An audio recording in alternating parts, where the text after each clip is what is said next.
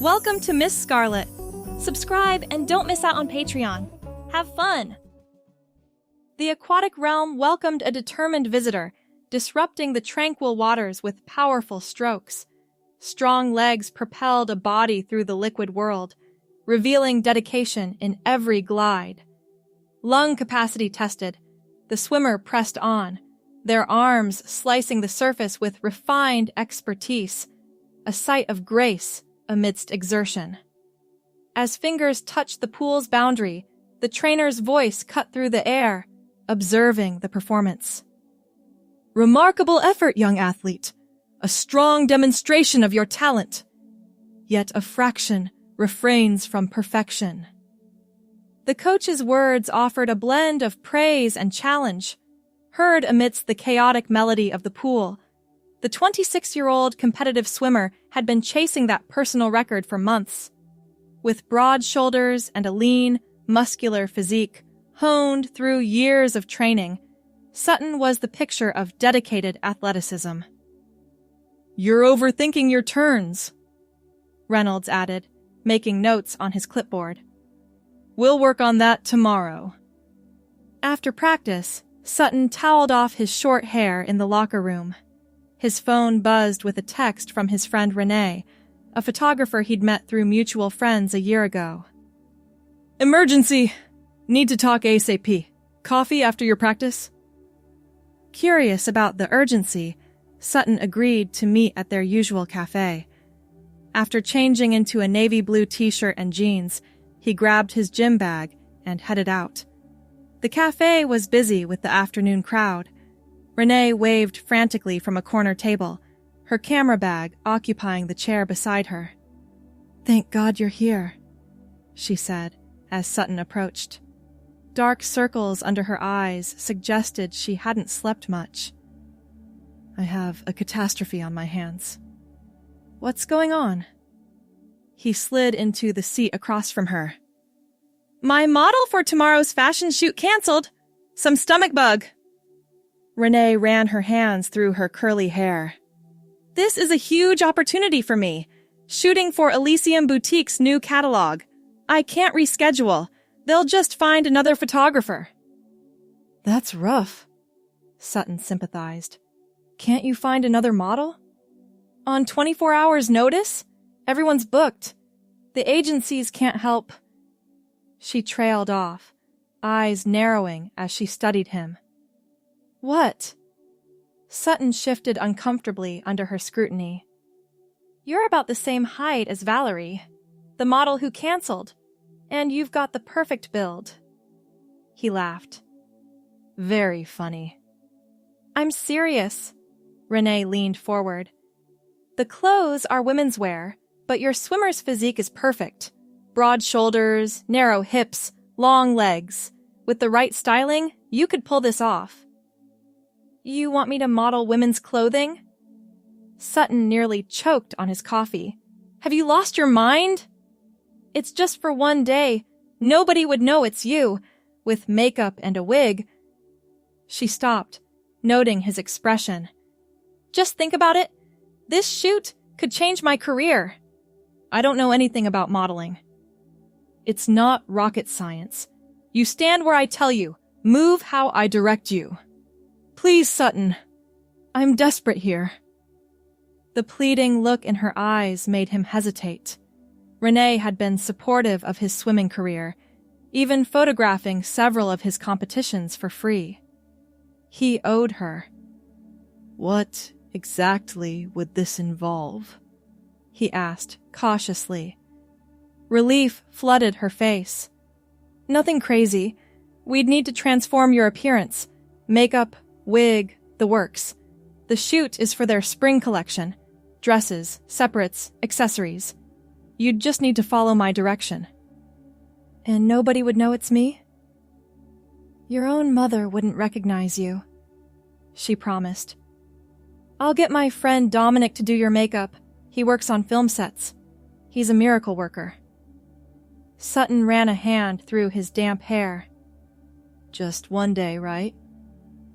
Just one day. You'll be saving my life. Against his better judgment, Sutton agreed. The next morning, he arrived at the studio feeling absurdly nervous. His stomach knotted as Renee introduced him to Dominic, a tall man with immaculate eyeliner who assessed him with professional detachment. "The bone structure is excellent," Dominic declared, circling Sutton. "Strong jaw, but we can soften that. Good cheekbones. The brows need work." "Will this really work?" Sutton asked Renee, doubts multiplying.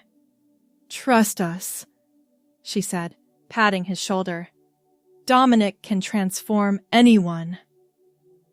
For the next hour, Sutton sat in a makeup chair as Dominic worked, applying layer after layer of products. The makeup artist chattered about techniques for contouring and highlighting that meant nothing to Sutton. "Eyes closed," Dominic instructed, wielding brushes and sponges. "This is just like preparing for a theatrical performance. Makeup creates illusion." When the foundation, contouring, and eye makeup were complete, Dominic stepped back to assess his work.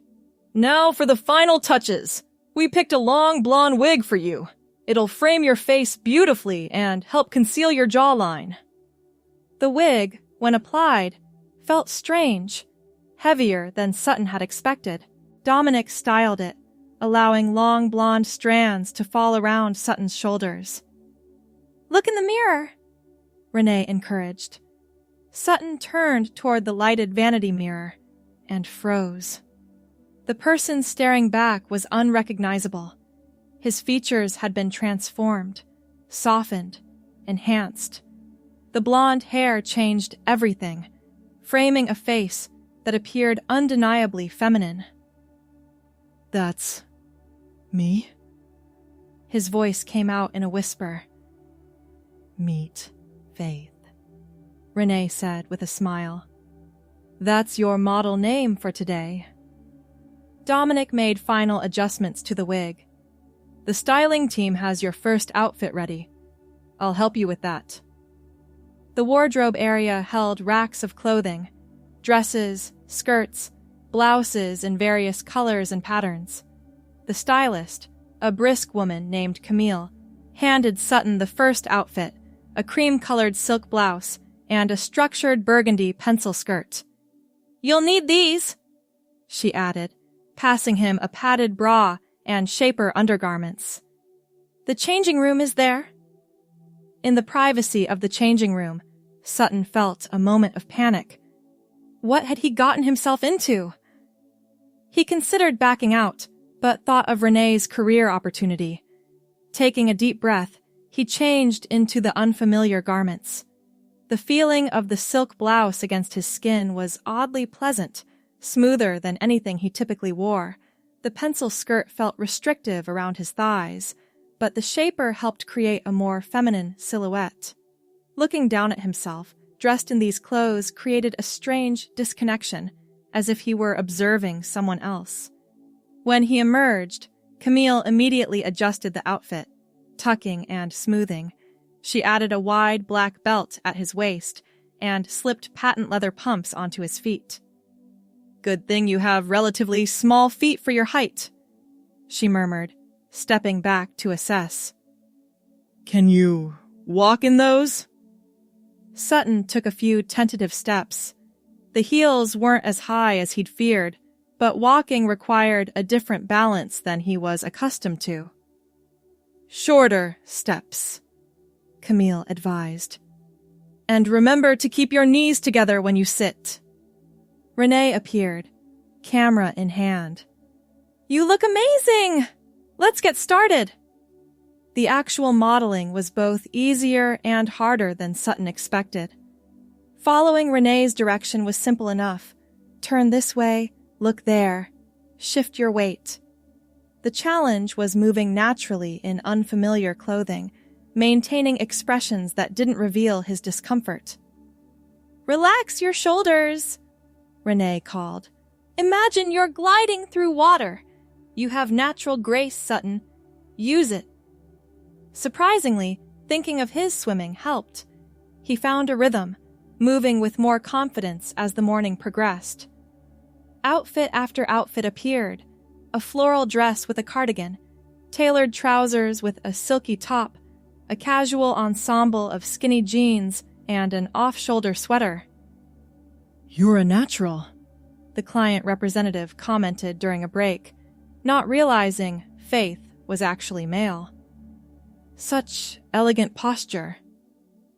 By midday, Sutton was growing accustomed to the sensation of different fabrics against his skin, the weight of the blonde wig, the subtle restriction of the shapewear. Between shots, Dominic touched up his makeup, and Camille adjusted each new outfit. The final look of the day was an elegant black cocktail dress paired with striking red stiletto heels. The dress hugged his artificially created curves, ending just above the knee. "This is our statement piece for the collection," Camille explained, draping a delicate gold necklace around his neck. "The dress needs attitude." Standing before the mirror in the black dress, Sutton hardly recognized himself. The transformation was complete, from competitive swimmer to elegant woman. The contrast between his usual self, chlorine-scented, in athletic wear, and this polished, sophisticated figure was stark. "Ready for the final set?" Renee asked, adjusting her camera settings. Taking a deep breath, Sutton stepped onto the set. Something had shifted during the day. The initial awkwardness had faded, replaced by a strange sense of confidence. Moving in the black dress, he felt a power he hadn't anticipated, different from the physical power he experienced in the pool, but potent nonetheless. "Perfect!" Renee exclaimed as she captured shot after shot. "That's exactly the energy we need!" When the shoot finally wrapped, the client representatives were delighted, complimenting Renee on finding such a unique model with a fresh look. Sutton maintained his silence, letting Renee handle the conversations. Back in the changing room, removing the elegant clothes felt oddly disappointing. Returning to his jeans and t-shirt, Sutton experienced a moment of dissonance, as if stepping back into his regular life after visiting another world. "Thank you," Renee said earnestly when he emerged, face cleaned of makeup, but still showing traces of the transformation. "You saved me today." "It was interesting," Sutton admitted. "Not what I expected." "Would you consider doing it again? The client loved you. They're already talking about their summer catalog." Sutton found himself hesitating, surprised by his reluctance to refuse outright. "Let me think about it." That night at home, Sutton couldn't stop thinking about the experience. He'd expected to feel ridiculous, but instead had felt strangely empowered in those clothes. The black dress especially had given him a confidence unlike anything he'd felt before, even different from standing on a starting block before a race. 2 days later, an email arrived from Renee with a link to the preliminary photos. Sutton's breath caught as he scrolled through the images. The person in the photographs was beautiful, poised, confident, and completely unrecognizable as himself. The blonde hair framed a face that appeared naturally feminine. The styling and Dominic's makeup artistry had created a complete transformation. Before he could stop himself, Sutton replied, "If they want me for the summer catalog, I'm in." The next shoot was 3 weeks later. This time, Sutton approached it with curiosity rather than trepidation. Once again, Dominic transformed him into Faith, applying makeup with expert precision and carefully positioning the same blonde wig. "I've refined the technique based on what worked best last time," Dominic explained, blending foundation along Sutton's jawline. "You have excellent skin. All that swimming must be good for you."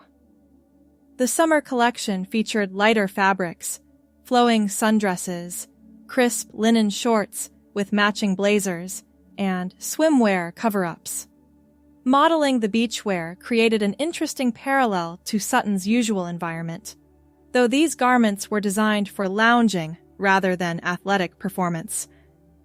"You're much more relaxed this time," Renee observed between setups. "It shows in the photos." She was right.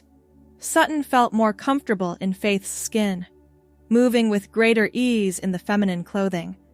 When the client requested a few outdoor shots, he navigated the cobblestone street in strappy sandals without difficulty, the blonde hair catching sunlight as Renee photographed him beside flowering planters.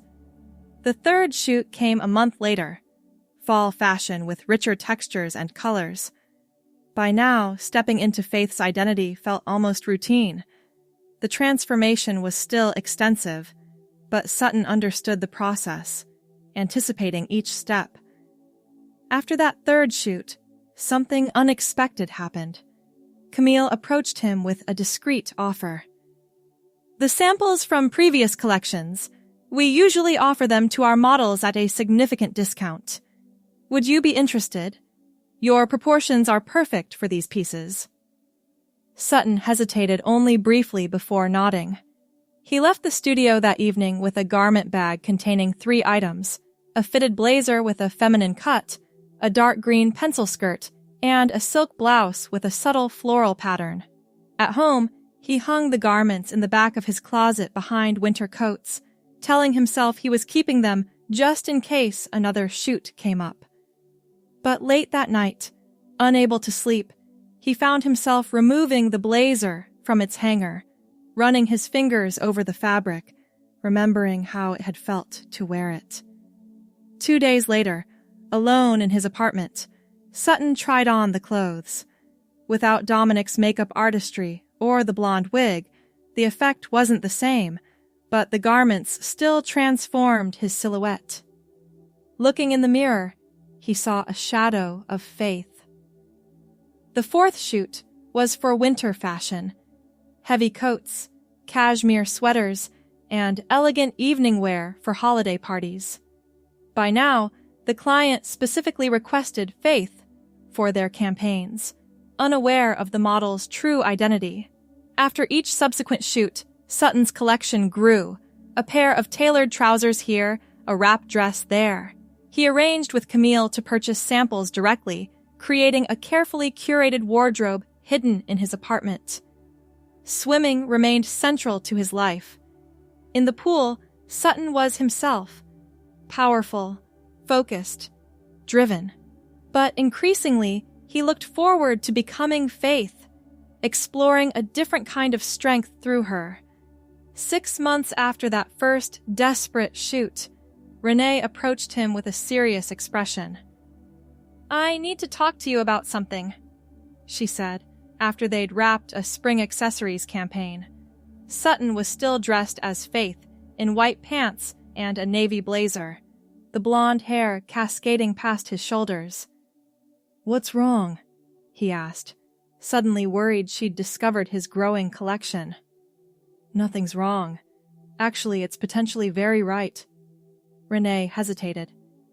"A major designer saw your photos and wants you, specifically Faith, for their runway show during Fashion Week." Sutton's heart raced. "A runway show? That's completely different from studio shoots." "Yes, but they're convinced you're perfect for their aesthetic. It's an amazing opportunity. The exposure would be significant." "Renee, I don't know if I can pull that off. Studio shoots are private, controlled. A runway means hundreds of people watching up close." "I understand if you're not comfortable with it, but..." She paused. "You've become very good at this, Sutton. You move beautifully as Faith, almost more naturally than as myself?" He finished quietly. She nodded. "Sometimes I wonder if you've discovered something important through all this." That evening, alone in his apartment, Sutton opened the closet where Faith's clothes now occupied nearly half the space. His swimming medals hung on one wall, while a small collection of accessories, scarves, jewelry, a few pairs of shoes, lined a shelf on the opposite side. The runway offer forced him to confront questions he'd been avoiding. What had started as a favor had evolved into something more complex. Being Faith wasn't just about wearing different clothes, it was about experiencing the world from a different perspective. After a restless night, Sutton called Renee. "I'll do the runway show," he said, "but I need to talk to you about something bigger." They met at the same cafe where she'd first proposed the modeling idea. This time, Sutton arrived early, rehearsing what he wanted to say. "I've been doing a lot of thinking," he began when Renee joined him. "These past months have changed me in ways I never expected." "I've noticed," she said gently. "You seem more complete when you're Faith." "I think I am." The admission felt both terrifying and liberating. It's not just about the clothes or the modeling. It's about recognizing a part of myself I never allowed to exist. "Are you saying you want to transition?" Renee asked carefully. "I'm saying I want to explore that possibility. Faith isn't just a character I play for photo shoots. She's becoming who I truly am." Renee reached across the table and squeezed his hand. "Whatever you decide, I'm here for you." "The runway show feels like a turning point," Sutton continued. "After that, I think I want to begin living as Faith, not just for cameras, but for me. What about swimming? I'll need to figure that out, but I can't keep compartmentalizing my life like this." He gestured to himself. "This doesn't feel authentic anymore." Over the following weeks, Sutton met with a therapist who specialized in gender identity. He began researching what medical transition might involve while preparing for the runway show. The show itself was simultaneously terrifying and exhilarating. Walking the runway required a different skill set than studio modeling, but Sutton's athletic background served him well, with the blonde wig styled in an elegant updo and wearing a stunning evening gown from the designer's collection. Faith made her runway debut to appreciative murmurs from the fashion crowd. Backstage afterward, amid the chaos of models changing and makeup artists rushing between stations, the designer herself approached. "You have an exceptional presence," she said, studying Faith with an appraising eye. "There's a strength to your walk that's quite refreshing. I'd like to work with you again." 2 weeks after the show, Sutton, now beginning to think of herself as Faith, even without the wig and makeup, made an appointment with Coach Reynolds. "I wanted to talk to you privately," she began, still dressed in male clothing, but with subtle changes to her appearance, growing out her natural hair, which had lightened considerably since she'd stopped swimming as frequently. Reynolds looked concerned. "Is this about your times? They've slipped recently, but with focused training, it's not about my times," she interrupted gently. "It's about me. I'm going through some significant personal changes." Taking a deep breath, she explained her situation, the modeling that had become so much more, the recognition of her true self. The coach was silent for a long moment. "I can't say I understand completely," he finally said. "But I've always respected you, Sutton. Your dedication, your integrity in the pool and out." "I don't know what this means for my swimming career," she admitted. "The regulations around competition are complex. Let's take it one step at a time," Reynolds suggested. "Your well-being comes first. The swimming will sort itself out."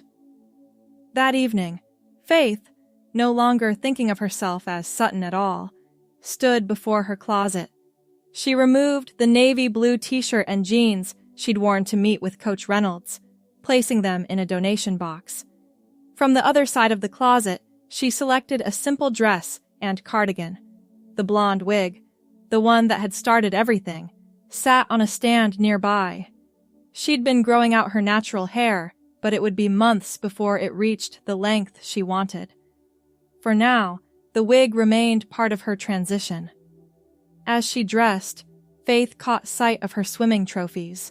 They represented years of discipline and achievement, a history she wasn't rejecting, but rather incorporating into a more complete understanding of herself. The strength and focus that made her an accomplished swimmer would serve her well on this new path. Her phone chimed with a text from Renee. Elysium called. They want you for their holiday campaign, as the face of the brand this time, not just a catalog model. Faith smiled, typing back. Tell them yes, but this time, I'd like to be credited as Faith Sullivan. It had been nearly a year since that desperate afternoon when Renee had proposed the modeling solution. What began as a temporary disguise had revealed a profound truth. The elegant black cocktail dress and red stilettos from that first shoot had awakened something authentic that had been dormant for years. Faith glanced at her calendar, noting her next appointment with the endocrinologist. The medical aspects of transition were just beginning, a journey that would take time. But internally, the most significant transition had already occurred, the recognition and acceptance of her true self. She placed the blonde wig carefully on her head, adjusting it to frame her face. The person in the mirror was no longer playing a role or wearing a costume. This was Faith, the woman she had always been beneath the surface, finally emerging into the light. The following week brought her first modeling assignment as Faith Sullivan. The client was a cosmetics company launching a new line. For this shoot, she wore her own clothes, a white blouse and black pants from her growing wardrobe, as the focus was on the makeup products. "The camera loves you," the photographer commented between shots. "There's an authenticity to your expressions." Faith smiled, recognizing the irony. It had taken assuming another identity to discover her authentic self. During a break, she checked her phone to find an email from the Swimming Federation outlining the policies for transgender athletes. The requirements were stringent, but not impossible. If she chose to continue competitive swimming, a path existed, though it would require patience and documentation. "Everything okay?" asked the makeup artist, noticing her serious expression. "Yes," Faith replied, setting the phone aside. "Just navigating some complexities." "Well, you look beautiful today. That blonde hair is stunning with your complexion." The blonde hair, once a disguise, now becoming her signature look. Faith had decided to maintain this color even after her natural hair grew out. The association was too significant to abandon. As the months passed, Faith's transition progressed. Medically, socially, professionally, her modeling career flourished, with clients appreciating her unique presence and poise. The swimming community's response varied, but many former teammates offered support, impressed by her courage. A year and a half after that first photo shoot, Faith stood on the pool deck at her old training facility. She hadn't swum competitively since beginning hormone therapy, focusing instead on her modeling career and personal transition. But the water still called to her. "Ready to test the waters?" Coach Reynolds asked, standing beside her. He'd been unexpectedly supportive throughout her journey. Faith nodded, adjusting the strap of her one-piece swimsuit. Her body had changed. Softer curves, redistributed weight, but the core strength remained. "Different suit, same determination," Reynolds remarked with a smile. "Some things don't change." As Faith dove into the familiar, cool embrace of the water, she felt the harmony of her past and present, the power of her stroke, the rhythm of her breathing. These fundamentals remained constant, but she moved through the water as her complete self now, no longer compartmentalized. Completing a lap, she touched the wall and surfaced, pushing wet blonde hair from her face. Her times wouldn't match her previous records. Biology and hormones had ensured that, but competition had never been the only reason she swam. How did that feel? Reynolds called from the deck. Faith considered the question, water streaming down her face. Like coming home, she answered. But a home I've renovated to fit who I really am. Later that evening, Faith prepared for a dinner with Renee and some friends from the fashion industry. She selected a dress from her collection, not the black cocktail dress from her first shoot, but a similar style in deep emerald that complemented her blonde hair. Looking in the mirror, Faith saw neither Sutton nor the fabricated model identity she'd initially assumed. She saw herself, a synthesis of experiences, strengths, and discoveries. The journey that began with an emergency photo shoot had led to the most authentic version of herself. Her phone rang, Renee calling to confirm their dinner plans. Just finishing getting ready, Faith said, adjusting an earring. The restaurant at 8, right? Perfect, Renee confirmed. By the way, that designer who featured you in Fashion Week wants to discuss a more permanent arrangement, a brand ambassador role. Tell her I'm interested, Faith replied. My schedule's opening up since I decided not to return to competitive swimming. Are you sure about that decision? I know how much swimming meant to you. It still means a lot, Faith acknowledged, but not in the same way. I'll always swim, just not for medals anymore.